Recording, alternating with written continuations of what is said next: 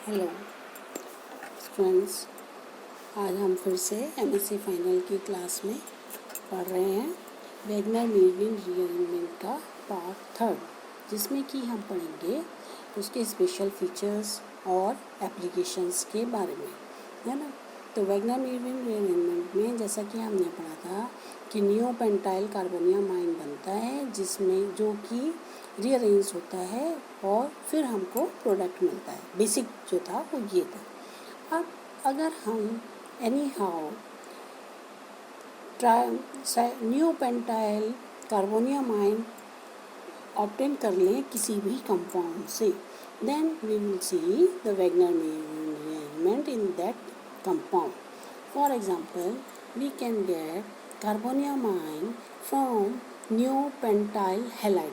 इसे बनाएं तो क्या होगा, इसको बनाने के लिए जब हम नियोपेंटाइल क्लोराइड की स्ट्रांगली आयनाइजिंग सॉल्वेंट्स के बीच में मीडियम हमारा स्ट्रांगली आयनाइजिंग हो और लुईस एसिड हो, जैसे कि सिल्वर प्लस आयन, तो जब हम इसके साथ रिएक्शन कराते हैं तो silver plus ion neopentyl halide में से हैलोजन को एज ए हैलाइड निकाल लेता है यहाँ पर इस तरीके से, और हमको क्या मिल जाता है, ये आपका नियोपेंटाइल कार्बोनियामाइन मिल जाता है, जो कि रीअरेंज होकर के हमें रीअरेंज प्रोडक्ट देता है फाइनली, जैसा कि हमने वैगनर मीविन रीअरेंजमेंट में पढ़ा था। इसी तरह हम नियोपेंटाइल अल्कोहल, इसके साथ में कोई अल्कोहल है, उससे हम कार्बोनियामाइन बनाना चाहते हैं, तो उसमें जैसा कि हम एसिडिक मीडियम में जब हम उसके साथ रिएक्शन कराते हैं तो वाटर मॉलिक्यूल यहाँ से निकल जाता है, जिसको डिहाइड्रेशन कहते हैं, और हमको क्या मिल जाता है, यहाँ पर ये कार्बोनियामाइन मिल जाता है, प्राइमरी कार्बोनियामाइन, जो कि रीअरेंज हो करके फिर हमको कंपाउंड देता है फर्दर। अल्कोहल्स में क्या करते हैं, फर्स्ट ऑफ ऑल हम इसको किसी ऐसे डेरिवेटिव में कन्वर्ट कर लेते हैं जिसमें कि जो एक स्टेबल लिविंग ग्रुप प्रेजेंट हो। जैसे कि अगर हम अल्कोहल की रिएक्शन पैराटोल्यूइन सल्फोनेट्स के साथ में रिएक्शन करा दें तो क्या होता है, ये पैराटोल्यूइन सल्फोनेट जब इसके साथ रिएक्शन कराते हैं तो ये पैराटोल्यूइन सल्फोनेट में डेरिवेटिव में बदल जाता है। यहाँ पर OSO2 और फिर टोल्यूइन ग्रुप यहाँ पर जुड़ जाता है। जैसे कि देखो आप यहाँ पे ये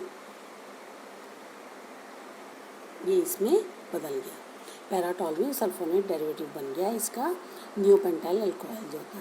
फिर इसमें से यहाँ से ये वाला ग्रुप निकल जाता है और निकल करके हमको क्या देता है, नियोपेंटाइल कार्बोनियामाइन, जैसे कि ये है ना। तो इस तरीके से हमें कार्बोनियामाइन मिल जाता है। इसी तरह और कंपाउंड्स जिनसे कि हम नियोपेंटाइल डेरिवेटिव बना सकते हैं, जैसे कि फ्रॉम एमीन्स से हम बनाना चाहते हैं, तो हम जब जानते हैं एमीन्स की रिएक्शन किससे, HNO2 के साथ कराते हैं, यानी कि नाइट्रस एसिड के साथ जब हम प्राइमरी एमीन्स की रिएक्शन कराते हैं तो ये क्या बनता है, पहले ये डाईएजो डेरिवेटिव में बदल जाता है। कैसे, देखो ये यहाँ पर डाईएजो डेरिवेटिव मिल गया। ये डाईएजो डेरिवेटिव गर्म करने पर यहाँ से नाइट्रोजन मॉलिक्यूल्स को निकाल देता है, और नाइट्रोजन मॉलिक्यूल निकलता है, यहाँ से ये अपने इलेक्ट्रॉन्स को ले लेता है, और इलेक्ट्रॉन्स को ले करके यहाँ ये इलेक्ट्रॉन्स इसके ऊपर शिफ्ट हो जाते हैं और यहाँ पर हमको कार्बोनियामाइन मिल जाता है, जैसे कि ये आपको कार्बोनियामाइन मिल गया। तो इससे हम यानी कि प्राइमरी एमीन्स के अंदर भी वैगनर मीविन रीअरेंजमेंट करा सकते हैं। इसी तरह हम ओलिफिन्स, अगर ओलिफिन्स से बनाएं तो ओलिफिन्स में हम क्या करें, प्रोटोनेशन करें। जब हम प्रोटोनेशन करेंगे तो सेडजेफ रूल के अकॉर्डिंग कहाँ जाएगा, प्रोटॉन कहाँ आएगा, यहाँ पर ऐड होगा और हमको कार्बोनियामाइन मिल जाएगा। जो कार्बोनियामाइन है वो क्या होगा, वो ये वाला हमें कार्बोनिल आयन मिलेगा, जो फिर वैगनर मिलविन रीअरेंजमेंट के अंदर जाएगा और यहाँ से एक मिथाइल ग्रुप इधर शिफ्ट हो जाएगा और शिफ्ट होकर के हमें रीअरेंज्ड प्रोडक्ट मिल जाएगा। अब इसमें जो माइग्रेशन होता है, माइग्रेटरी ग्रुप होते हैं, वो क्या होते हैं, जनरली तो एल्काइल ग्रुप होते हैं, पर हाइड्रोजन भी हो सकता है, हाइड्रोजन हो सकता है, एल्काइल ग्रुप हो सकता है और एराइल ग्रुप हो सकता है। ये तो इस तरीके से इन्हीं के हिसाब से हम एक एक एग्जाम्पल लें। जैसे कि इस वाले रिएक्शन में माइग्रेटरी ग्रुप क्या है, हाइड्रोजन है, हाइड्राइड आयन माइग्रेट होता है अलॉन्ग, मतलब hydrogen along with its bond, along with its electron, bonding electron. तो जब ये इसमें माइग्रेट होगा यहाँ से, ये यहाँ से माइग्रेट होगा यहाँ पर, है ना, तो क्या मिलेगा हमें, ये वाला टर्शियरी कार्बोनियम आयन मिल जाएगा। तो ये फिर आगे या तो ये इसका सब्स्टिट्यूशन होगा या डीप्रोटोनेशन होगा, यानी कि एल्कीन मिलेगा, या हमें कोई सब्स्टिट्यूटेड प्रोडक्ट होगा अगर कोई न्यूक्लियोफाइल यहाँ पर अटैक करेगा। इसी तरह माइग्रेशन ऑफ, या इसमें क्या है, migration of aryl group. Aryl group क्या है, जैसे नियोफाइल ब्रोमाइड है, ये क्या है हमारा नियोफाइल ब्रोमाइड। नियोफाइल ब्रोमाइड में क्या होता है, पहले ये ब्रोमीन हटेगा यहाँ से, हमें नियोफाइल कार्बोनियम आयन मिलेगा, नियोफाइल कार्बोनियम आयन मिलेगा। फिर यहाँ से ये जो फिनाइल है या एराइल ग्रुप है, ये इधर शिफ्ट होगा थ्रू ब्रिज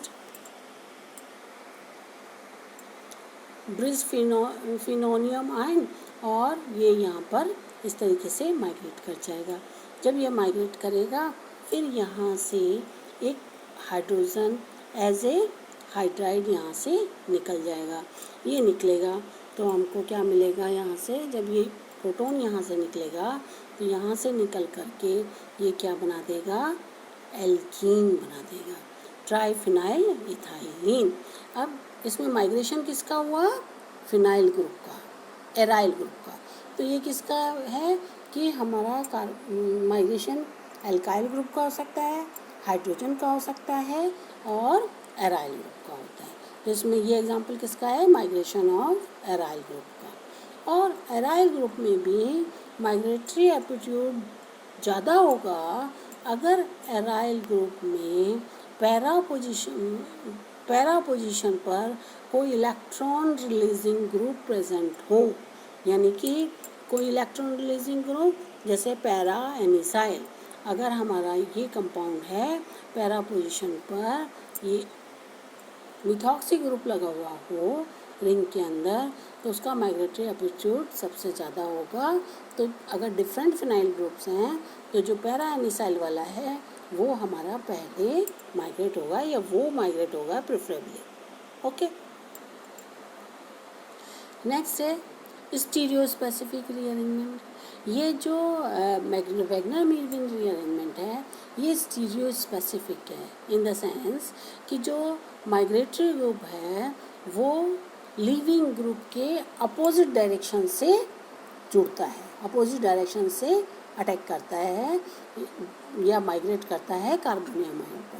तो इससे अगर कार्बोनियम आयन हमारा कोई ऑप्टिकली एक्टिव कार्बोनियम आयन है तो वो क्या है, उसका कन्फिग्रेशन इन्वर्ट हो जाएगा। आर है तो एस में कन्वर्ट हो जाएगा, एस है तो वो आर में कन्वर्ट हो जाएगा। इसी तरह एक और इसका स्पेशल फीचर है कि कभी कभी क्या होता है कि 2 टाइम्स माइग्रेशन होता है इन अ सीक्वेंस, मतलब एक ही रिएक्शन के अंदर 2 बार माइग्रेशन होता है या 2 बार रीअरेंजमेंट होता है। तो जैसे कि इसका एग्जांपल हमने नीचे लिया है, ये है हमारा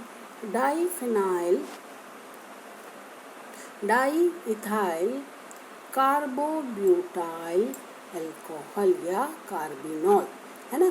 तो डाई साइक्लोब्यूटाइल कार्बिनॉल ये कंपाउंड है। जब हम इसका प्रोटॉन की प्रेजेंस, एसिड की प्रेजेंस में रिएक्शन कराते हैं तो फर्स्ट ऑफ ऑल तो यहाँ से ये हमारा यहाँ पे जुड़ेगा और ऑक्सीजन पर पहले हाइड्रोनियम आयन बनेगा, फिर वो हाइड्रोजन आयन रिमूव होगा, डिहाइड्रेशन होगा और हमको क्या मिलेगा, ये वाला कार्बोनियम आयन मिल जाएगा ये। अब इस कार्बोनियम आयन में आप देखें यहाँ पे ये जो कार्बोनियम आयन है, इस कार्बोनियम आयन में जो ये हमारा साइक्लोब्यूटाइल ग्रुप था, साइक्लोब्यूटाइल ग्रुप में रिंग का एक्सपेंशन होगा और ये कार्बन यहाँ से इधर शिफ्ट होगा। जो मिथाइलिन ग्रुप है वो यहाँ से इधर शिफ्ट हो जाएगा, यहाँ पे ये जैसा मैंने एरो से दिखाया हुआ। जब ये मिथाइल शिफ्ट होगा तो इसकी जो अल्फा पोजीशन है वहाँ पर कार्बोनियम आयन आ जाएगा। तो ये हमारा कार्बोनियम आयन है। तो फर्स्ट माइग्रेशन हुआ मिथाइलिन ग्रुप का, रिंग का एक्सपेंशन हुआ और हमारा ये पेंटाइल कार्बोनियम आयन बन गया, साइक्लोपेंटाइल।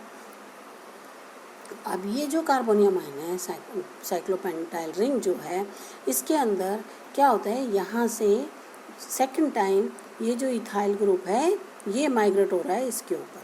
जब ये इसके ऊपर माइग्रेट करेगा तो क्या मिलेगा हमें, देखो यहाँ से ये वाला कार्बोनियम आयन मिलेगा जिसको हम कह रहे हैं टर्शरी कार्बोनियम आयन। तो ये जो टर्शरी कार्बोनियम आयन है फिर ये यहाँ से एक हाइड्रोजन निकाल देगा। इसका जो एडजेसेंट कार्बन है उसके पास जो हाइड्रोजन है वो एज ए प्रोटॉन रिमूव कर देगा और यहाँ पर एक डबल बॉन्ड मिल जाएगा। तो हमको क्या मिल जाएगा, 1,2-डाईइथाइल साइक्लोपेंटीन, है ना, 1,2-डाईइथाइल साइक्लोपेंटीन, ये वाला ये मिल जाएगा, है ना। तो ये रिएक्शन अगर हम ऐसे देखें तो हमको कितनी कॉम्प्लिकेटेड लग रही है कि इनिशियली जो हमारा कंपाउंड था वो क्या था,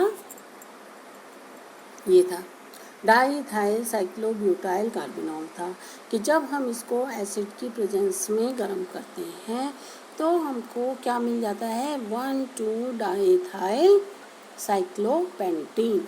तो एक माइग्रेशन से या एक रीअरेंजमेंट से तो क्या हो रहा है, रिंग का एक्सपेंशन हो रहा है। ये साइक्लोब्यूटाइल की जगह साइक्लोपेंटाइल हो गया। फिर दूसरे माइग्रेशन से क्या हो रहा है, एक इथाइल ग्रुप यहाँ से यहाँ साइक्लोपेंटाइल रिंग पे आ गया और फिर डिहाइड्रेशन हो गया और हमको क्या मिला, ये मिल गया 1,2-डाईइथाइल साइक्लोपेंटीन। तो इस तरीके से कई बार ये जो होता है रीअरेंजमेंट होता है, इसमें माइग्रेशन दो डबल टाइम हो जाता है, फर्स्ट सीक्वेंस में हो जाता है एक के बाद एक, जिससे हमें रीअरेंज प्रोडक्ट मिलता है।